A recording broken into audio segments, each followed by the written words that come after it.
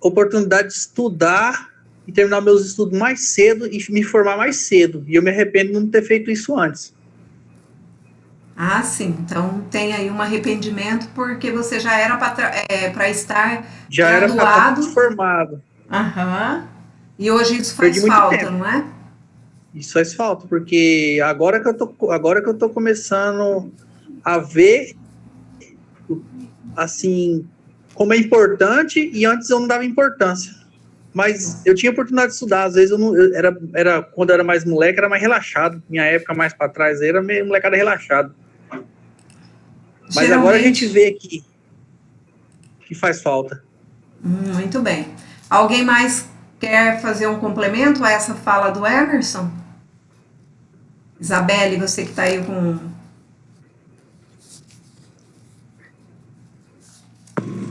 Não, acho que não. Não? Então vamos lá. Rogério, posso perguntar para você? Vamos lá. Então vamos lá. Rogério, se você pudesse viajar no tempo, para onde você iria?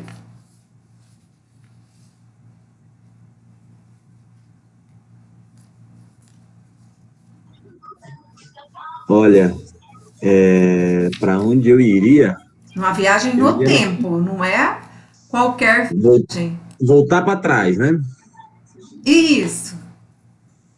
Na época que eu acho que eu devia ter uns 10 anos, na época que eu iria para o sítio toda vez com meu tio, uma época que eu me adaptei e gostei muito disso. Acho que era isso. Às vezes a gente tem saudade dessa época.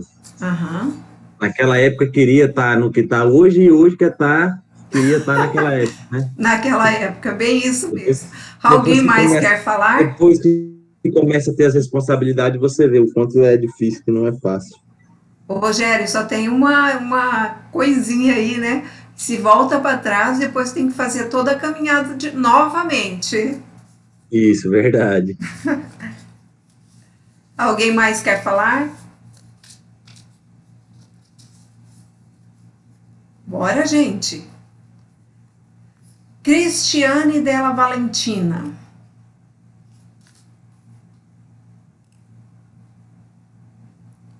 Tá aí, microfone ligado. Pessoal, a minha câmera ainda tá com o mesmo problema.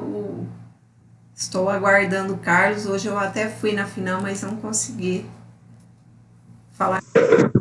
Oi, professora, tô aqui. Tudo bem? Cristiane, vou fazer uma pergunta e você responde aí para os colegas. É uma dinâmica de interação aí até o povo entrar. Sim. Qual o seu maior objeto de consumo? E como você almeja alcançar esse? Qual o meu maior objeto de consumo? Isso.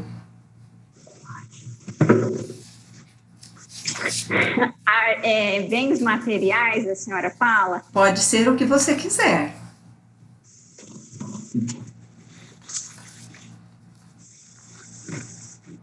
Eu acho que para mim não existe bens materiais, assim, professor. Eu não penso em dinheiro. Eu penso em adquirir sabedoria, conhecimento e ter uma vida melhor a partir do conhecimento adquirido. Ter uma vida melhor para o meu futuro. Não penso em uma coisa específica. Na verdade, é um conjunto, né? A melhoria. Isso. Muito bem. Alguém queira complementar? Alguém tem algum objeto, algum sonho, algum desejo? Desejo se formar, né? Ter uma casa que tanto sonho, um emprego, ser bom na área que for atuar, ter uma carreira de sucesso, né? Isso mesmo, Isabelle, muito bem. Cristiane, muito obrigada por ter respondido também, tá? Vamos lá, o próximo. Oi, Isabelle, vamos você. Eu já respondi, professora. Você um adendo aí a resposta da Cristiane, mas vamos lá, uma bem legal.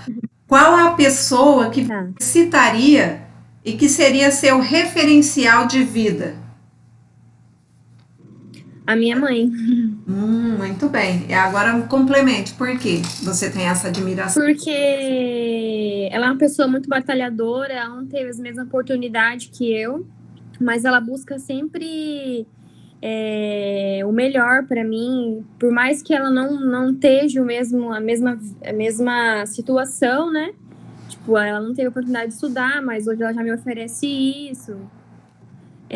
Que por mais que ela não teve essa oportunidade, ela nunca me desanimou de estudar, de querer sonhar, querer ser alguém na vida, independente do que seja. Então ela não mede esforços para te ajudar, Não. né? A Não. que você alcance aquilo que ela não conseguiu, Sim. né? Aham. Muito bem. Geralmente as mães, né? Ou os pais, ou o pai, a mãe, Sim. Interessante. Alguém mais quer falar com relação a essa pessoa, essa referência de vida?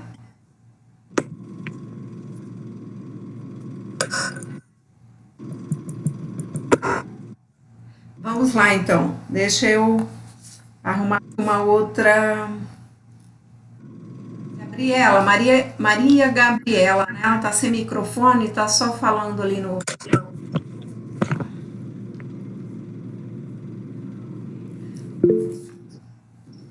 Maria, essa eu vou perguntar, não sei se você não consegue falar, né? Tá, mas enquanto você responde lá, alguma outra pessoa vai comentando, tá? Mas essa é direcionada a todos. O que vocês acham que faz de alguém um grande profissional?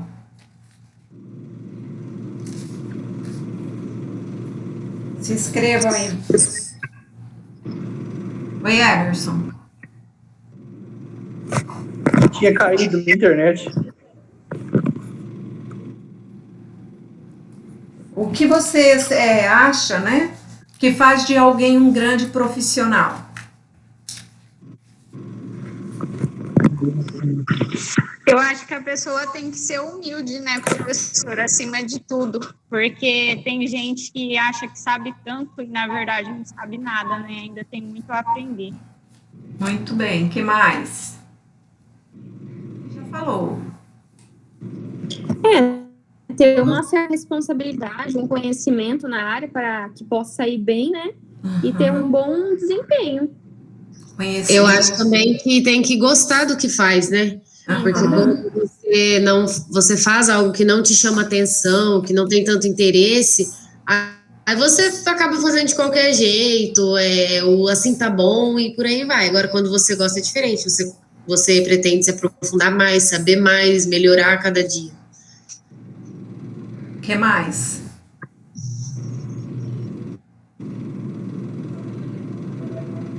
Alguém mais quer agregar alguma coisa? Trabalhar em equipe, né? Ou seja, relação interpessoal, né? Manter uma boa relação interpessoal. Professora, também tem uma frase que eu gosto bastante, é aquela frase que fala assim: trabalhe com o que você ama e nunca mais precisar trabalhar na vida. Acho que essa frase também é muito, muito forte. Ou seja, acaba se tornando um prazer, né? Isso. Muito bem. A adaptação também é uma das. Quem mais quer agregar? Olha só, com relação a essa pergunta, né, ser reconhecido como um bom profissional, temos aqui a qualidade humildade, né, que vocês citaram em primeiro lugar, conhecimento, que a Isabelle citou, gostar do que faz, acho que foi a Flávia que falou, relação interpessoal, Maria Gabriela, adaptação também, ela, E o Rogério trouxe aí uma frase aí motivacional, que é, né, fazer o que gosta e não precisa de trabalhar, porque há um prazer naquilo que se executa, né? Então, são características, coisas que nós devemos, enquanto estamos nessa fase, né, de preparação ao mercado de trabalho, já ir refletindo. Porque, queira ou não queira, principalmente, nós, vamos assim, né? É bom quando a gente trabalha no coletivo, nós, independente de hierarquia. Eu falo até porque os cargos, né, as graduações dará a vocês cargos onde possivelmente vocês terão liderados, né? Ou seja, pessoas à disposição que irão trabalhar com vocês e apresentar os resultados a vocês.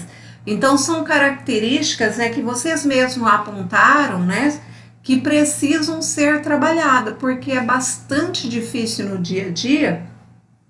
Nós sabemos hoje que o avanço tecnológico, a internet, ela trouxe ela acelerou o processo de execução das tarefas, dos trabalhos, ou seja, aumentou muito mais a quantidade de trabalho a ser feito num determinado período de tempo, ou seja, mais responsabilidade. O conhecimento, ela trouxe facilidade, só que tem uma gama de coisas que você precisa agregar a esse conhecimento, porque não basta muitas vezes só o conhecimento da área que você atua. Hoje nós precisamos ser multifuncionais, não é isso? O profissional de contabilidade, basta ele ser excelente em contabilidade? Hoje é aceitável fazer a contabilidade manuscrita baseado no nosso conhecimento? Não, né? Hoje nós precisamos ainda ter o conhecimento das ferramentas tecnológicas disponíveis, e hoje a contabilidade ela é digital, não se fala nem mais da contabilidade mecânica, né? Nada ali, é a digital, ou seja, já avançou e nós temos que estar galgando, correndo atrás desse conhecimento, dessa multifuncionalidade com relação aos conhecimentos, né? Quem já atua na área de contabilidade ou em alguma outra área sabe como é. Você precisa ter o conhecimento daquilo que você executa, das ferramentas de trabalho, né? Da internet, do uso da tecnologia, da interação com uma equipe e como dentro de uma equipe ali trabalhando muitas vezes num espaço limitado, a relação interpessoal se faz primordial, né? Porque depois de falado, depois de executado, a situação fica complicado de fazer as correções, né? E a capacidade de adaptação, né? Tem gente que tem uma facilidade de se adaptar a qualquer lugar, e há outras pessoas, né, que não têm. Eu, por exemplo, eu tenho dificuldade de adaptação, eu gosto de ter no meu lugar, e quando eu mudo de lugar eu fico um período desconfortável até que eu consiga me adaptar. Então, isso é uma deficiência que precisa ser trabalhada. Então, é interessante a gente abordar esses assuntos, né? Até porque são coisas do nosso dia a dia que nós iremos ou já enfrentamos, né, dentro do nosso trabalho, mas que quanto mais ali subindo aí na escala hierárquica, maior será esse confronto de atender a essas características básicas que vocês apontaram, e aqui ainda dá para acrescentar N outras, né, características, tá? Bom, pessoal, a Maria Lindinalva chegou agora, né, perdeu a nossa dinâmica, que era só para interagir. Vamos dar início à nossa aula, já 8h20, né, 7h20. Nós vamos fazer um feedback com relação às atividades, tá? Foi uma solicitação da direção, nós vamos fazer rapidinho, até porque vocês todos foram muito bem. Os erros foram poucos. Eu acho que terão algumas notas bem satisfatórias. Com exceção, é claro, que tem a questão dos trabalhos que eu já avaliei, tá? Então, o trabalho será somado a essa nota. Pessoal, eu vou anexar aqui as correções da atividade, tá? Avaliativa. Qualquer dúvida, vocês é só me interromper e chamar. Apareceu para você?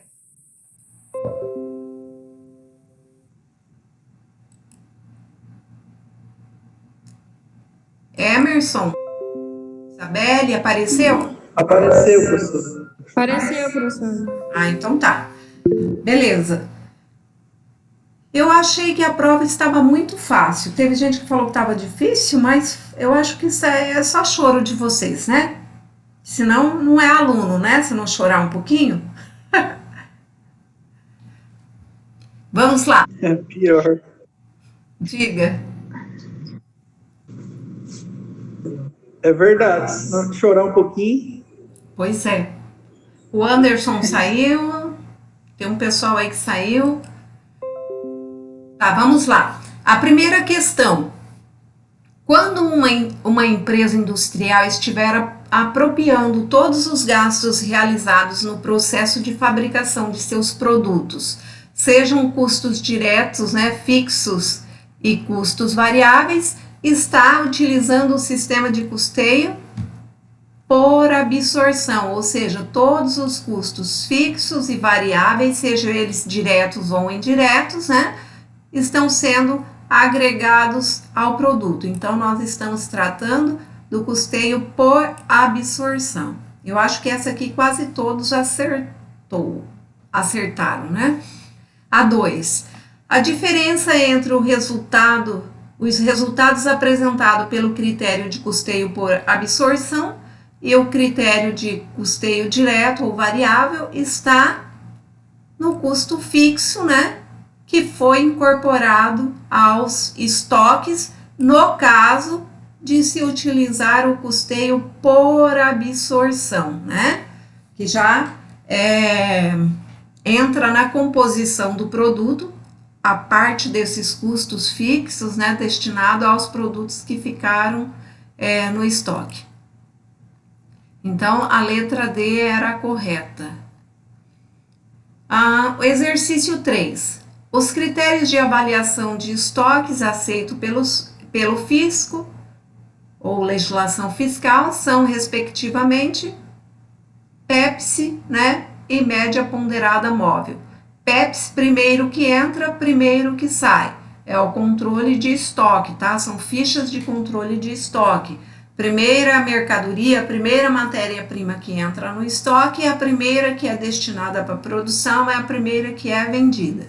Ou a média ponderada móvel, ou seja, aquela que é feita continuamente. A média ponderada fixa também não é aceita, que é aquela que é feita lá no final do período, no fechamento do exercício social. Essa não pode.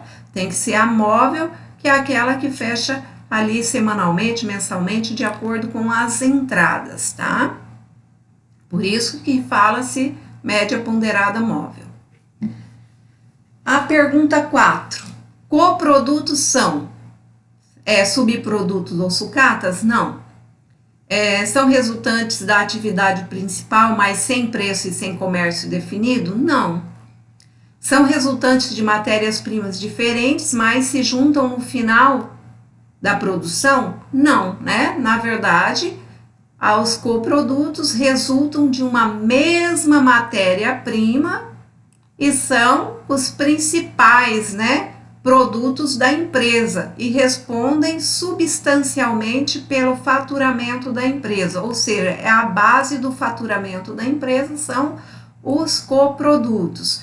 Um exemplo, aqui na nossa região, nós temos os frigoríficos, né, o boi ali, o gado, né, é um coproduto, é uma matéria-prima que, após industrializados ali durante um determinado processo, a mesma matéria-prima que a carne, né, vai percorrer dentro da indústria e, posteriormente, essa matéria-prima, após separada, né, em peças, contrafilé, filé mignon, alcatra, maminha e assim por diante, costela, né, vão se transformar em produtos distintos, mas a matéria-prima é a carne bovina, né?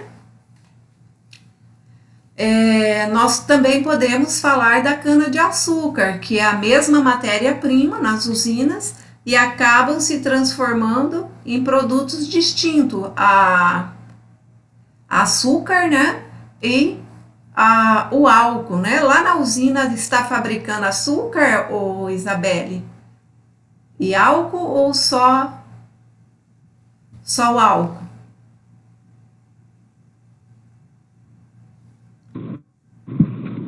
O que, professora?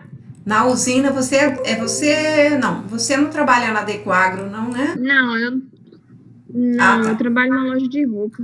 Ah, entendi. Quem aqui é da usina? Nenhum? Eu ainda estou confundindo as turmas. Eu tenho... Professora, eu não trabalho, mas meu irmão trabalha. Se eu não estiver enganado, está produzindo álcool e açúcar. Adecoagro, né? Viemos, Adecoagro. Isso, então nós temos ali uma matéria-prima específica de açúcar produzindo 2 produtos, né? Então eles são coprodutos, que é o açúcar e o álcool. A quinta pergunta.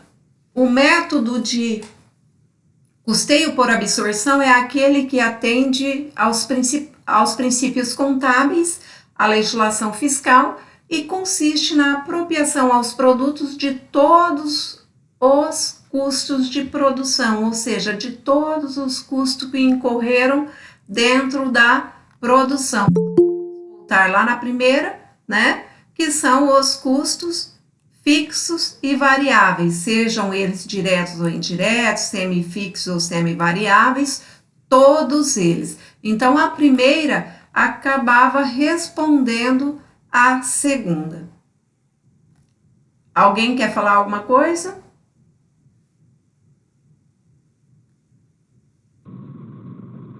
Vamos dar sequência.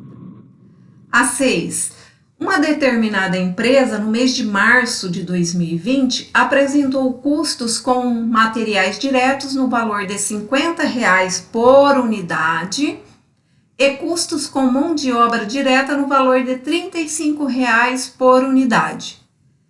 Os custos fixos totais do período foram de R$ 310 mil.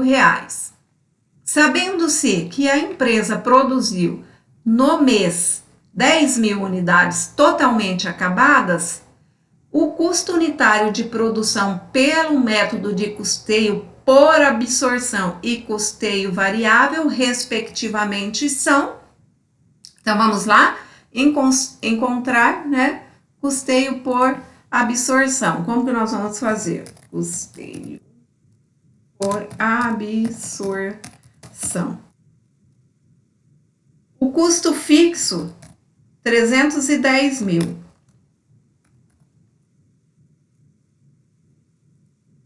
Dividir por 10 mil unidades. Quanto deu aqui? Vamos lá, pessoal?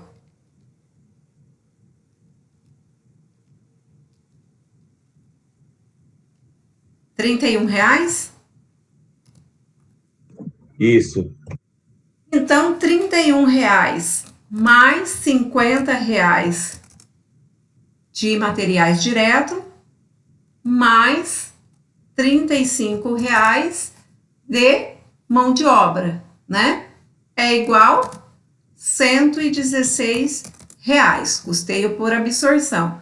O custeio variável é mais fácil ainda, né?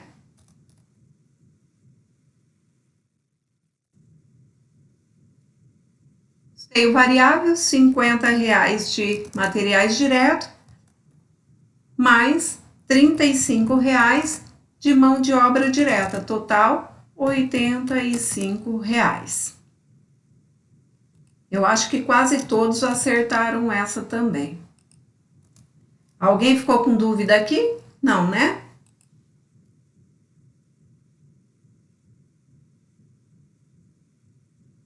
A 7. Os gastos com salário, só voltando. Então, a correta é a letra D, ou seja, porque eu peço respectivamente. Então, primeiro, custeio por absorção, segundo, o custeio variável. Portanto, alternativa D.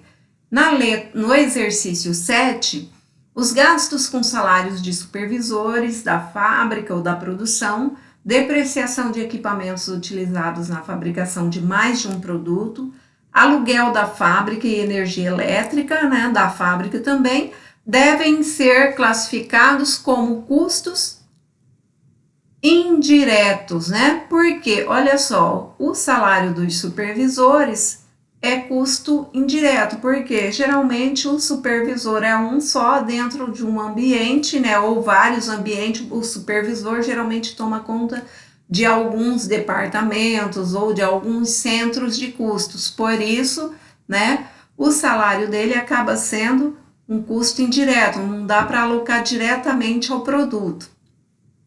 A depreciação de equipamentos também, né? A fábrica produz mais de um produto e os equipamentos são usados para vários produtos, então também custo indireto. Aluguel da fábrica, pois produz mais que um produto, a energia elétrica também utilizada. Então, todos custos indiretos, tá? Exercício 8. A Indústria Estrela da Manhã, S.A., adotou como método de custeamento o custeio variável. No mês de fevereiro, produziu e vendeu 4.000 unidades de determinado produto, de acordo com as seguintes informações. O preço de vendas unitário, R$ 30. ICMS sobre a venda, né? 10%. Custo variável unitário, R$ 15. A comissão de vendas de 5%, que é paga aos vendedores, e o custo fixo do período, R$ 120 mil. Porém, nós temos que ficar atentos aqui, ó. O método de custeamento adotado é o custeio variável, né? Considerando-se apenas as informações apresentadas, a margem de contribuição desse produto é de, vamos lá? Então, receita com vendas. Quantas unidades foram produzidas e vendidas? 4.000 unidades. O preço de vendas, R$ 30. Só multiplicar 30 vezes 4.000, a receita com vendas, R$ 120 mil, tá? Deixa eu deixar aqui negrito para facilitar a visão. R$ 120 mil, a minha receita com vendas. O ICMS, 10%, ou seja, só multiplicar, né? 120 vezes 10%, R$ 12 mil. Nem precisa, que esse aqui está mais claro que água cristalina. Então, eu tenho que deduzir dessa receita bruta, né, essa despesa que eu tenho com ICMS. Eu vendi produtos, mas eu tenho que recolher aos cofres do governo, né, o ICMS sobre essa venda, os 12 mil. Então, me reduziu essa receita de 120 mil para 108 mil, minha receita líquida. Professora, Oi. desculpa te interromper, mas eu acho que tem gente tentando entrar, mandaram no grupo do WhatsApp. Deixa eu ver aqui, porque eu dou uma saída. Opa, tem alguém mesmo. João, boa noite, João.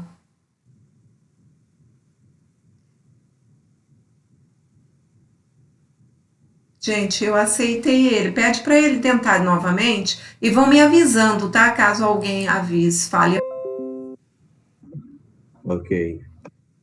Eu acho que a hora que eu aceitei ele já devia estar saindo, porque não apareceu ele aqui na listagem. Deixa eu ver. João, você tá aí? Não.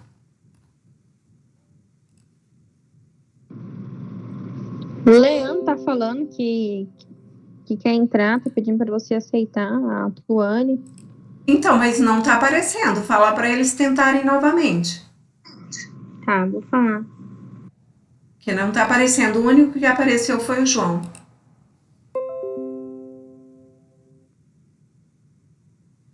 Então, dando sequência aqui, pessoal.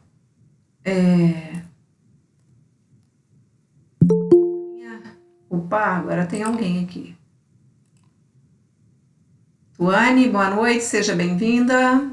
Tudo bem? Boa noite, professora. Joinha? Tudo o bem. Leandro tá tentando aí, vão me avisando, tá? Opa, Leandro chegou. Boa noite, Leandro.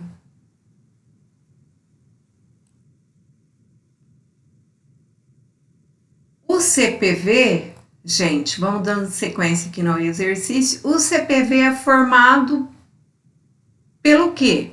Aqui no exercício.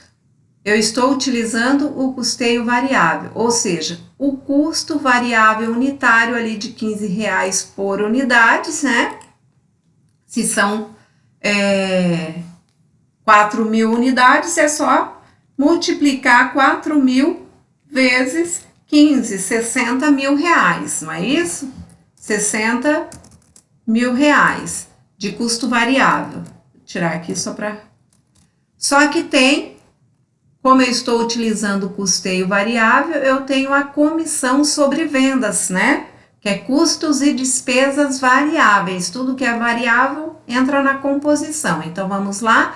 Percentual de vendas, as vendas 120.000 vezes 5%, né? É R$6.000. Então, mais R$6.000 aqui, que dá ali o meu CPV de 66.000. 108.000, que é a minha receita líquida, menos 66.000, a minha margem de contribuição global é igual a R$42.000, né? Portanto, o exercício pede o quê? A margem de contribuição unitária. Como encontrar? É só dividir a margem global pela quantidade produzida e eu encontro aqui a minha margem de contribuição unitária, ou seja, R$10,50. Alternativa B, né? Tranquilo até aqui? Todos acertaram esse exercício? Tranquilo, professor. Teve gente que não, né? Pelas correções, teve gente que não. Vamos lá. O exercício 9. Dados extraídos da contabilidade da indústria Flor do Campo S.A. Esse aqui nós já tínhamos feito um em sala, né? Eu vou direto ler o que está solicitando. No exercício está solicitando o quê? Considerando exclusivamente os dados acima, o valor rateado da mão de obra indireta, MOI, para o departamento Professora, de lavagem em reais foi de... Oi. esse exercício aí foi o único que eu errei na prova.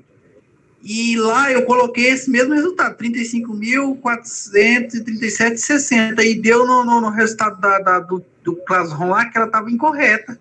Ah, deixa eu explicar. Isso aqui teve uma... O que foi? Eu criei uma planilha, um adendo para as correções automáticas. E as alternativas que eu marquei lá estava incorreta. Na hora de lançar a alternativa correta do acerto, eu lancei esse exercício aqui errado. Aí hoje eu vi e já fiz as correções, tá? Foi bom você verificar. Só que eu tenho aqui uma pastinha que eu salvei todas as provas de vocês lá na data, até porque se alterar eu vejo também. Eu salvei todas as atividades, aqui só não tá a da Maria, porque a Maria, por conta de e-mail, ela não conseguiu anexar.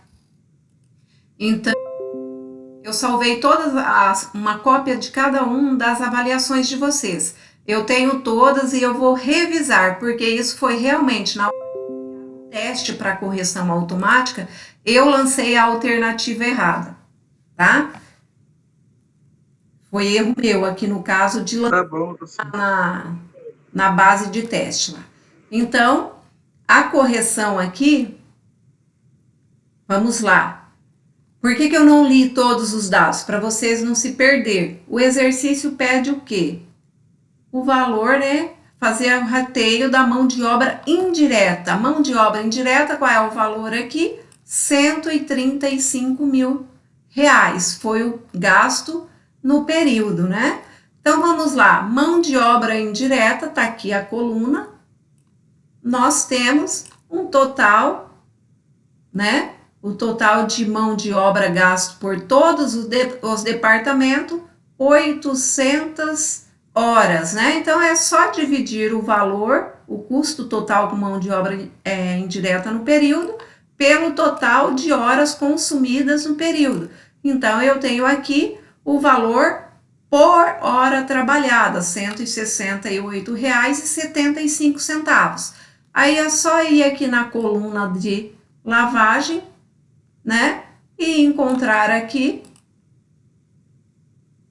o total de horas com mão de obras indiretas, 210 horas, e fazer a multiplicação, portanto, R$35.437,50. Emerson, você queria falar? Não, professora. Alternativa D, tá? É a correta. E eu só vi isso hoje corrigindo, reavaliando algumas atividades, aí eu vi que essa aqui estava lançada a alternativa correta. Incorreta a ordem para vocês. No teste, não na prova. Na prova estava certo, só no teste lá para correção automática, sabe? Que esse não aparece para vocês.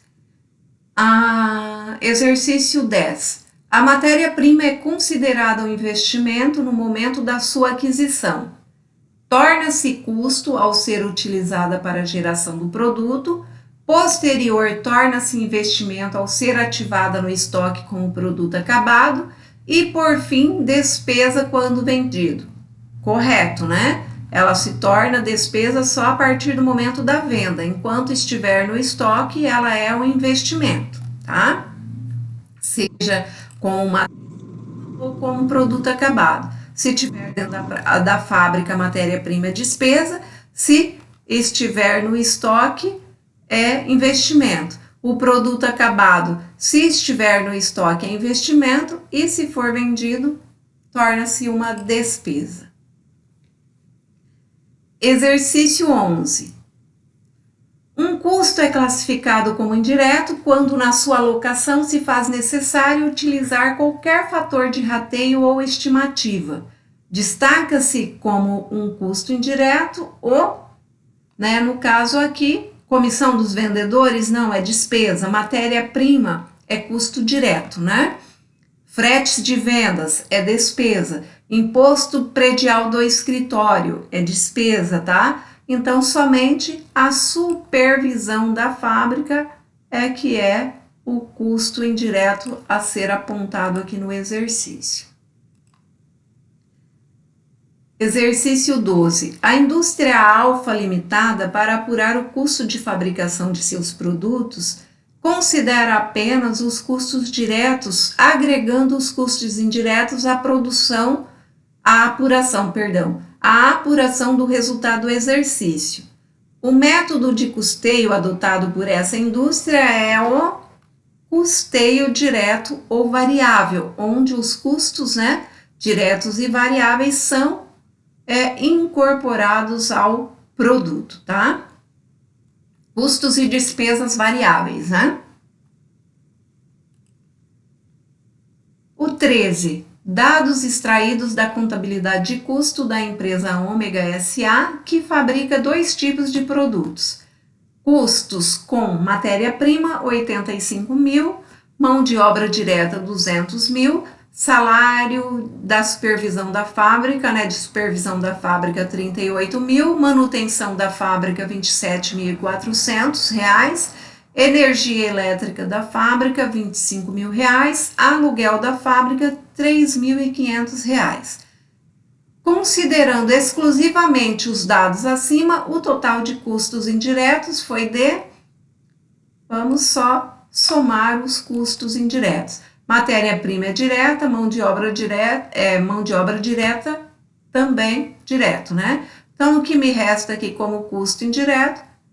Somente a supervisão da fábrica, 38.000, a manutenção, 27.400, a energia elétrica, 25.000 e o aluguel, 3.500. Portanto, o total de R$ 93.900.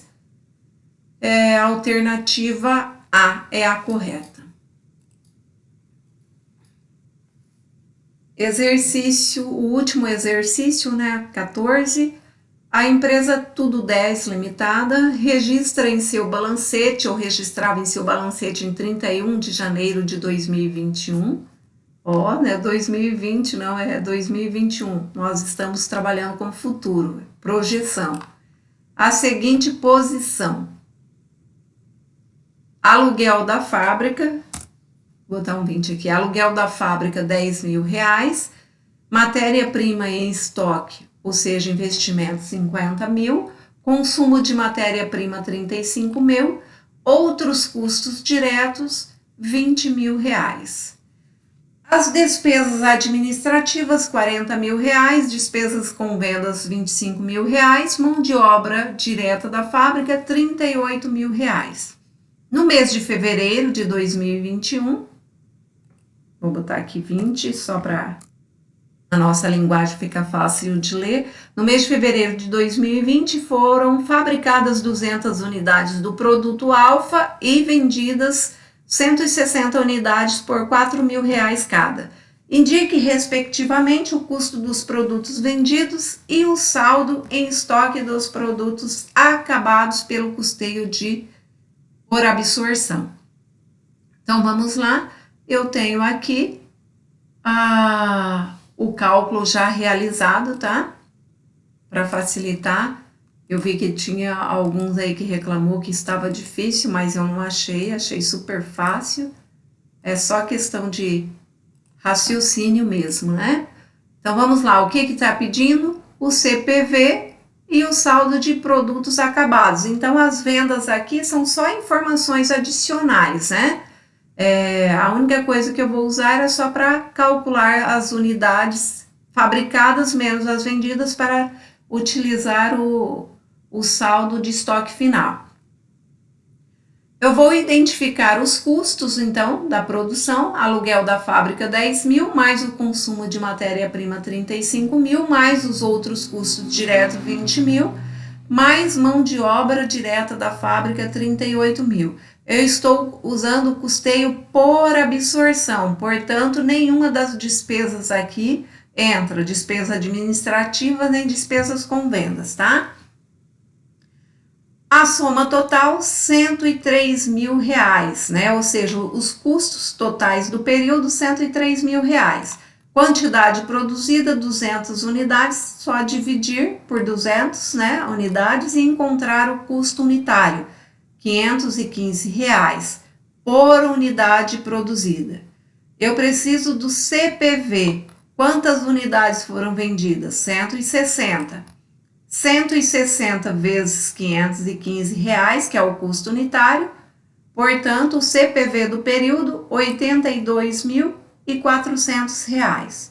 O estoque de produtos acabados foram produzidos 200, vendeu 160, sobrou 40. Então, 40 unidades vezes o custo unitário de 515, R$ 20.600. Portanto, a alternativa correta, a letra B. Certinho, pessoal? A maioria acertou, né? Teve, assim, grandes dificuldades. Alguém quer comentar alguma coisa?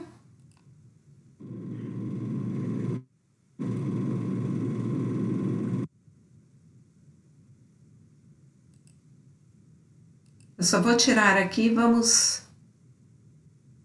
Peraí. Eu vou colocar a apostila nossa da aula de hoje, para darmos entrada ao conteúdo, tá?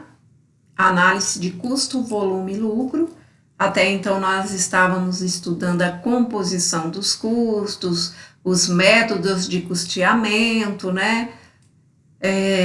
Os diversos tipos de custeamento, mas agora nós precisamos começar a fazer essas análises de custo, volume e lucro. Eu espero que vocês tenham tido tempo de imprimir a apostila, né? Conseguiram imprimir a apostila para facilitar aí o... Eu não. Não? Deixa eu... Professora, Oi. a senhora não consegue mandar aqui no Zap alguém aí do grupo a apostila para mim imprimir aqui? É que eu cheguei quase agora de Bataguaçu e eu estou assistindo pelo celular. Ah, ela está na sala de aula online. Alguém manda para ela aí, por gentileza? Eu vou te mandar lá, Maria. Ok, obrigada. Nada. Gente, deixa eu fechar aqui e abrir de novo a apostila.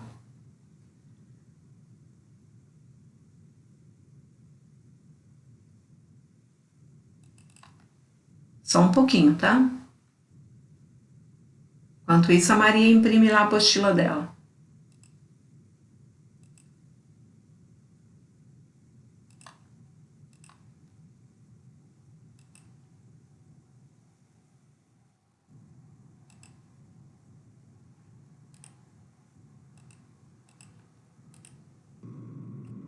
Só estou colocando na As ordem. atividades que tá na apostila tem que responder e enviar para você? Na verdade, Cinco vocês questões? estão só na página 11, né? Uhum. Na verdade, eu não sei se você verificou, mas eu digitei essa atividade e coloquei disponível para vocês. Até vou transformar em arquivo de atividades mesmo para vocês fazerem a devolutiva lá no Class, tá? Toda devolução agora de conteúdo tem que ser lá.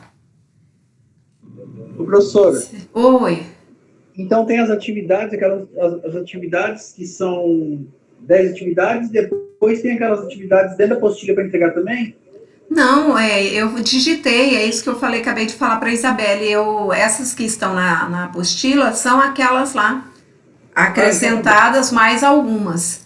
Acho que na apostila tem umas 5, 6, né? E eu acrescentei mais algumas. Ao total são 10 exercícios, né? Ah, então tá bom. E o Emerson já está adiantado, já está fazendo os deles já. Gente, apareceu Quase para pronto. vocês? Apareceu para Apareceu, vocês? professor. Opa, então tá bom. Vou deixar aberta aqui uma página do Word, vamos ver se eu vou. Apesar que eu vou falando e vocês vão anotando aí depois as fórmulas, tá? Para facilitar para vocês, vai ter na apostila, mas às vezes vocês têm dificuldade de encontrar, para cálculos dos benditos ponto de equilíbrio, margem de segurança, margem de contribuição, para que facilite para vocês. Gente, por que eu estou fazendo isso na apostila? Vamos lá. Eu preciso de leitor. Quem vai ser o primeiro leitor aí do período? Análise de custo, volume e lucro. Eu vou em pontos específicos da apostila, não vou ler a apostila integralmente com vocês, porque isso cada um tem que fazer detalhadamente para aprender, tá? Certinho, pessoal? E aí? Certo. Então vamos lá, eu vou apontando onde nós vamos ler. Essa primeira parte nós vamos ler toda porque é só os conceitos básicos. Vamos lá? Professora, não dá para ler do jeito que tá. Deixa eu botar aqui. Ai, ninguém tá com a apostila impressa, né? Pera aí, deixa eu botar aqui. Visualizar. Tela cheia.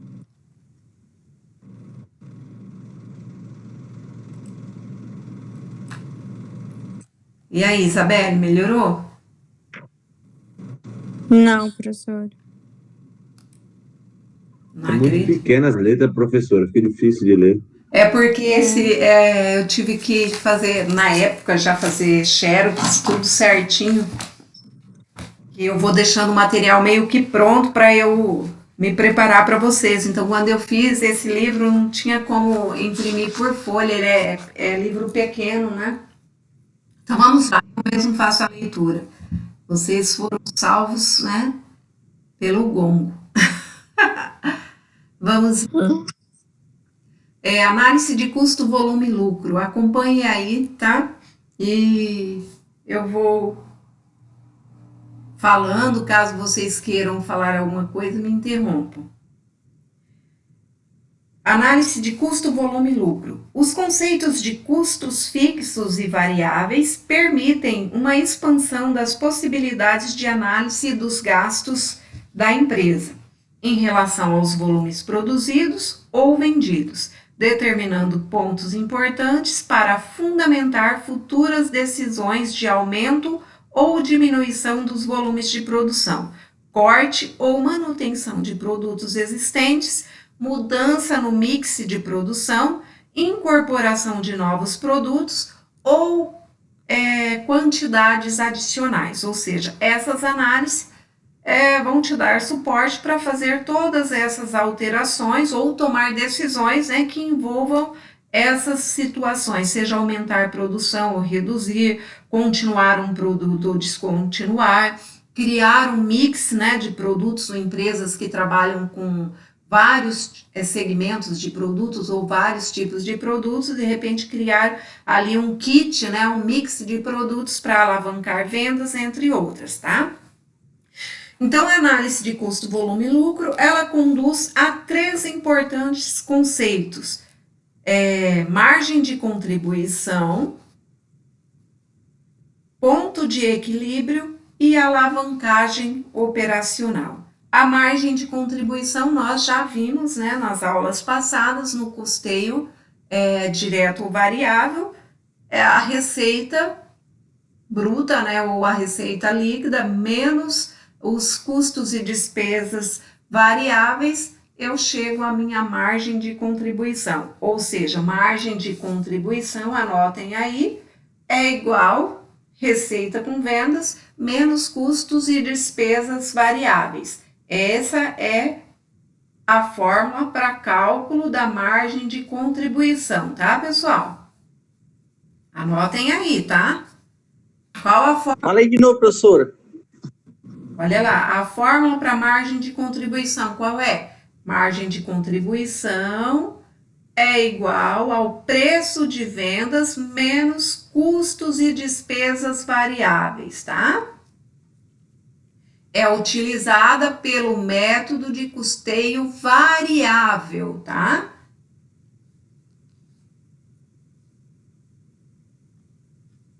Anotaram? A margem de contribuição é o preço de venda menos custo e despesas variáveis. Custos e despesas variáveis, tá? Custos fixos, não. Por quê? Porque ela é utilizada pelo método de custeio direto ou variável, que é aquele que aloca aos produtos somente custos diretos e variáveis.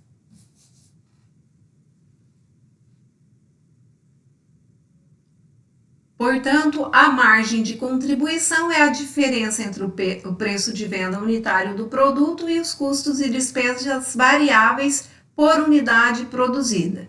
Significa que em cada unidade vendida a empresa lucrará determinado valor, multiplicado pelo total vendido, teremos a contribuição marginal total do produto para a empresa.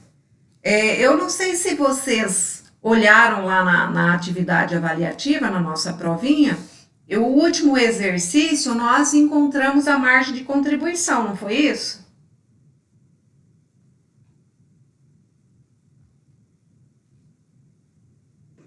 Sim, professora. Está aparecendo para vocês ainda, né? Deixa eu só me lembrar que eu fechei ele, se foi realmente o último, se foi um outro exercício. Porque se vocês atentarem, porque essa questão da margem de contribuição, é preciso ficar bastante atenta, porque ela é considerada como uma margem de lucro bruto, né? De lucro operacional. Porém, se não atentar quanto aos custos fixos, custos e despesas fixas, pode ter prejuízo, como é o caso do exercício 8. Nós calculamos ali a margem de contribuição unitária de R$ 10,50, ou seja, para cada unidade produzida, né, ou seja, cada unidade produzida está contribuindo com R$ 10,50 para pagamentos de custos e despesas fixas e margem de lucro. Só que se nós analisarmos o exercício 8 lá da prova, foram produzidas 4.000 unidades, né? Vendida a tal preço. Se nós calcularmos ali, ó, 4.000 unidades, o preço de vendas, R$30, vezes 30, a venda R$120 mil. Ou seja, o custo fixo é de 120 mil. Então, essa empresa, nesse caso, ela teve um prejuízo, embora tenha ali uma margem de contribuição, quando é observado sem um olhar crítico, né, sem uma visão especial ali do analista, pode achar que está tendo ali um lucro, né, pode distorcer a interpretação, e na verdade os custos e despesas fixas são altos, então a empresa terá um prejuízo, tá? Então tem que tomar muito cuidado com relação a isso. Ponto de equilíbrio. O ponto de equilíbrio, ele evidencia em termos, né, quantitativo, qual é o volume que a empresa precisa produzir, ou vender, produzir e vender, para que consiga pagar todos os custos e despesas fixas, deixa eu mudar aqui, além dos custos e despesas variáveis que ela tem necessariamente, né, o que incorrer para fabricar tal produto, ou seja, no ponto de equilíbrio não há lucro nem prejuízo. A partir do ponto do equilíbrio, toda a produção vendida vai gerar ali lucros, né? Ou seja, vai gerar uma certa margem de segurança para a empresa.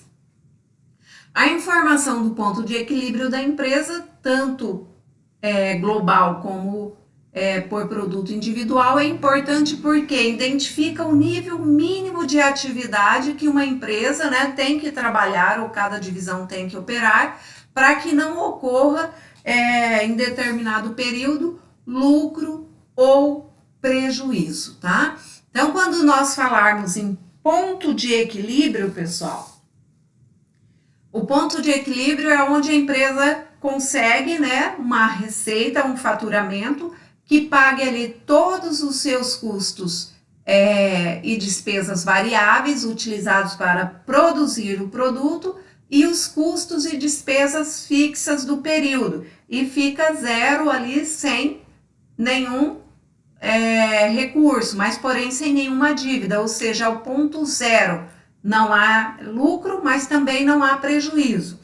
O ponto de equilíbrio, ele é chamado de... ele é utilizado como...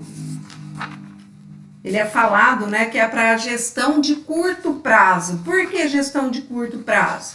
Porque toda empresa trabalha com a intenção de gerar lucro. Se a empresa está trabalhando ali como empate, né, no 0 a 0, isso significa que hora ou outra ela terá problemas, né? Até porque uma empresa trabalha com a intenção de gerar lucros para remunerar os seus proprietários, os seus sócios, os seus acionistas, os seus investidores, e com a intenção de crescimento, né, de galgar, de crescer no mercado, tá? Então, vamos lá. Alavancagem operacional. A alavancagem, ela significa a possibilidade de crescimento do lucro total pelo incremento de quantidades produzidas e vendidas. Ou seja, sempre que se falar em alavancagem operacional, significa que é um aumento do lucro baseado no incremento, ou seja, agregando, aumentando a quantidade produzida e vendida num determinado período. Buscando, ou seja, maximizar o uso dos custos e despesas fixas, ou seja, lembra das aulas passadas que o custo fixo em relação à quantidade produzida, quanto mais produz, menor é o impacto do custo fixo por unidade produzida, não é isso? Quem lembra disso nas aulas passadas que eu falei?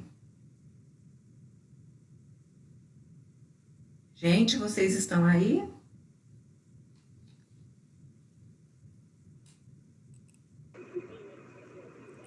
Então, professora. Olha, então vamos lá. Então, Opa! oi. Alguém chamou? Então, pessoal, quando se fala em alavancagem operacional, significa aumentar a produção e a venda, tá? A quantidade produzida e a sua venda, com a intenção de usar o máximo os custos fixos, ou seja, quanto mais se produz, menor é o impacto do custo fixo por unidade produzida. Vamos anotar as fórmulas para cálculo do ponto de equilíbrio em valor e do ponto de equilíbrio em quantidade. São duas fórmulas, tá? Vamos lá? Posso falar? Sim. Então vamos lá. Para cálculo do ponto de equilíbrio em valor. Eu uso as siglas, né, as letras PEV, que é ponto de equilíbrio em valor, é igual ao custos e despesas fixas, pode pôr custos fixos, né? Custos e despesas fixas, tá? Dividido por margem de contribuição percentual. Ou seja, eu preciso transformar aquela margem de contribuição minha em porcentagem para fazer o cálculo do ponto de equilíbrio em valor, tá?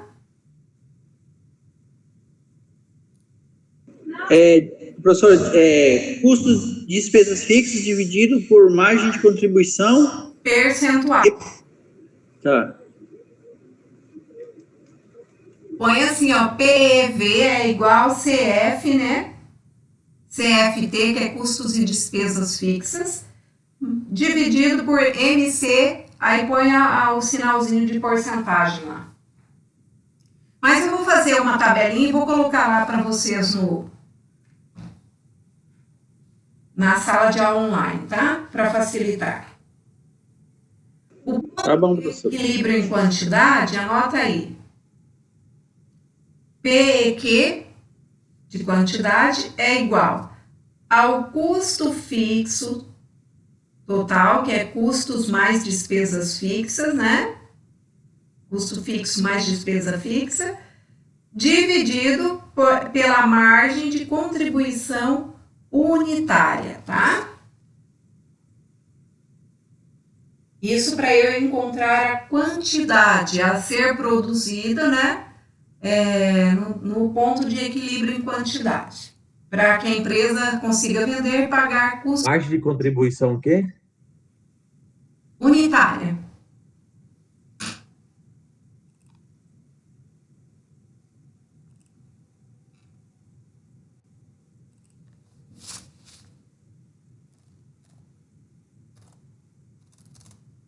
Vou pôr aqui do lado, custos fixos totais dividido por margem de contribuição UN, unitária.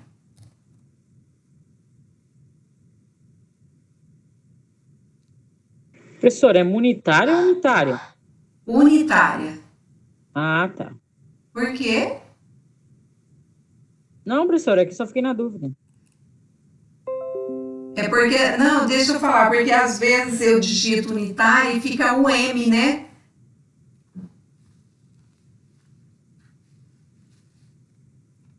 Então, aí eu já passei a fórmula para vocês. Deixa eu passar aqui do lado também, já. Vocês viram que eu estou colocando aqui do ladinho, né? No bloco de notas aí, no chat. Ponto de equilíbrio em valor.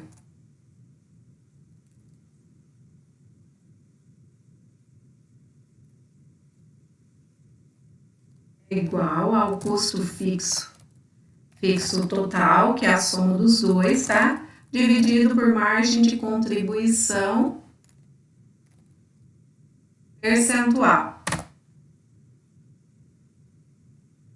Margem de contribuição é igual ao preço de vendas menos o custo variável. Só estou colocando sigla, tá?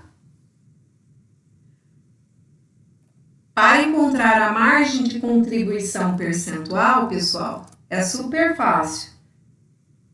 Você vai pegar o valor da margem de contribuição unitária e dividir pelo preço de venda unitário. Se for o global, você vai fazer a mesma coisa, tá? Ô, professora, esse MC igual PV menos CV é o primeiro que a senhora falou aquela hora, né? Isso. Mais contribuição, né? Isso, margem de contribuição é igual ao preço de vendas menos custos variáveis. Tem que ir aprendendo a linguagem dos custos aí.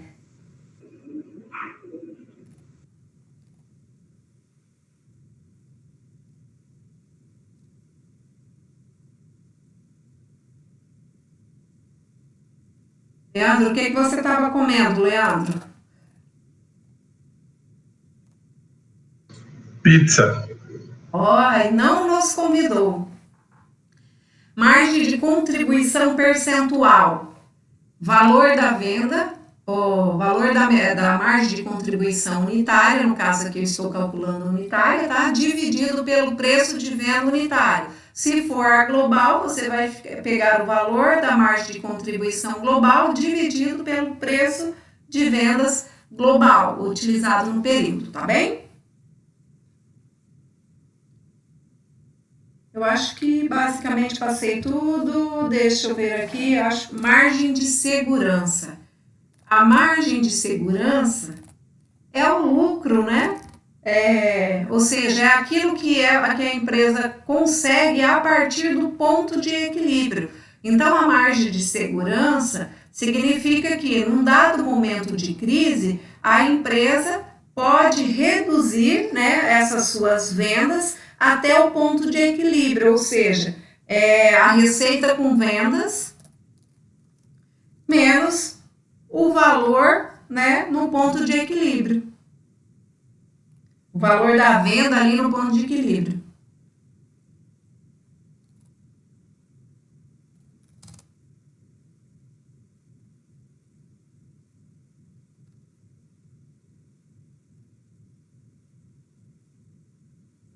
Ou seja, uma empresa que tem ali um ponto de equilíbrio de R$1.000, R$1.000 ela paga custos e despesas fixas e variáveis e, né, ela tem ali acima do ponto de equilíbrio mais R$500, ela pode reduzir, né, ela tem um faturamento de 1.500, a margem de segurança dela vai ser o 1.500, que foi a receita total, menos R$1.000, ou seja, a margem de segurança dela é de R$500.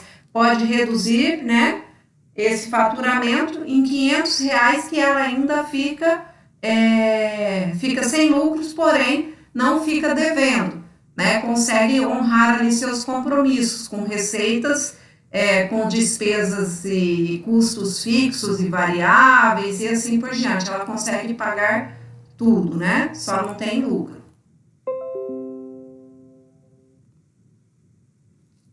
Bom, pessoal, basicamente eu consegui sintetizar para vocês até a alavancagem operacional. eu deixei a parte porque ali na frente nós vamos falar sobre alavancagem operacional, alavancagem financeira, alavancagem econômica, tá? Quando calcular cada uma. Mas eu consegui sintetizar para vocês as explicações. A apostila ela está bem detalhada. Posterior, vocês façam uma boa leitura. Deixei uma lista de exercícios. Vou mudar lá no Classroom para atividades, para que vocês façam a devolução toda por lá, porque é uma exigência, né, da entidade, da faculdade, que a gente faça toda a devolução. Qual vai ser a data? Oi? Qual vai ser a data da entrega? Isso que é a atividade dessa aula, viu, Rogério? Vocês têm que devolver até a próxima aula, às 18 horas. No dia, se eu não me engano, nossa próxima aula é dia 22, gente? Me ajudem aí. Isso mesmo, dia 22. Até dia 22 às 18 horas, porque às 19 já começa a próxima aula e não sobrecarrega para vocês, tá? São 10 exercícios, mas a maioria é teórico e tem a resposta toda na apostila, tá? E acho que o 3 ali é cálculo. Põe a data de entrega, professor. Sim, eu coloquei lá, se você der uma olhada, mesmo aquela que eu coloquei o arquivo, ela já tem a data e o horário, tá? Mas eu vou tá tudo certinho lá, gerar como formulário de atividade para fazer o retorno, tá bom? Professora, a resposta ela está pedindo aí essas questões de exercício aqui, as 5 que a senhora passou? Não entendi, Maria. É 5 questões que a senhora passou aí no finalzinho da apostila? Não, são 10. A lista de exercício está disponível na sala de aula online. Tá. E essa da apostila que estão na apostila, são esses exercícios que está aí, só que para facilitar eu já digitei para vocês. Tá. E aí acrescentei mais alguns exercícios, tá? Entendi. Tá bom?